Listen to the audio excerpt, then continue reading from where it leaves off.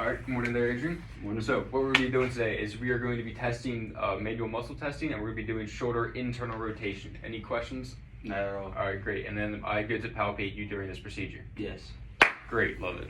Alright, so when you're doing this procedure, you want to first greet the patient, and then you obviously want to wash your hands, keep up proper techniques here. And then you're going to explain the procedure to the patient. So, Adrian, what we're going to be doing today is we're going to be testing, like I said, the shoulder internal rotation. So what this is going to require me to do is I'm going to have your fist out like this. I'm going to be pushing you outwards eventually, all right? Any questions about that procedure? No. All right, great. So the next thing we're going to do is you want to explain to the patient what muscles are being used in this procedure. So Adrian, I'm about to write down what muscles are being used for shoulder internal rotation.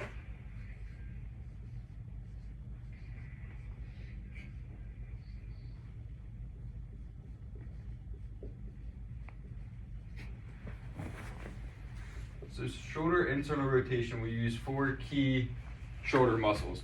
One of them being the teres major, the pec major, pec minor, and subscapularis.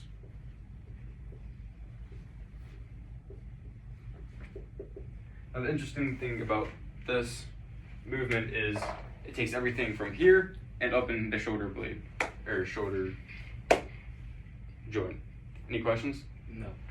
So following the explanation, now you actually want to reference our MMT scale, which I will get to shortly, and then actually test the patient. So Adrian, with that being said, can I have your arms stuck out at a 90-degree angle, fists closed. Now what you want to do is you're going to put your hands on the inside of his fists, and you're going to tell them I'm going to be pushing you outwards. You have to resist me, all right? 3, 2, 1. And see there? That's a great job. I would give that a 5 out of 5. Now, if we reference our manual muscle testing scale, we'll see a 0 out of 5 is no muscle contraction at all. Absolutely terrible. Don't want that. 1 out of 5 is a muscle flicker, but no movement. Slightly better, but obviously still an injury is obviously apparent. 2 out of 5 is movement is possible, but not against gravity, meaning it can be moving, but anything against gravity is pointless.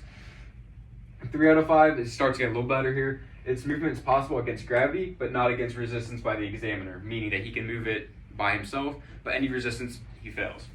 4 out of 5, this is where we start to get into the positives here. Movement is possible against some resistance by the examiner, so that's good. It's part of where we want to be. This also can be subdivided into 4 minus or 4 plus, depending on how specific the examiner decides to get it. 5 out of 5 though is a normal strength. They can move it freely. They can move it greatly against resistance. Adrian, you have a 5 out of 5 on your test. If you like this video, And then obviously following the procedure, you're going to ask the follow-up questions. Adrian, how do you feel about the procedure? Any weakness, any tingling, nothing like that? No, I feel strong. All right, great. From there on, great to have you in my office. You can now leave. Thank you. All right.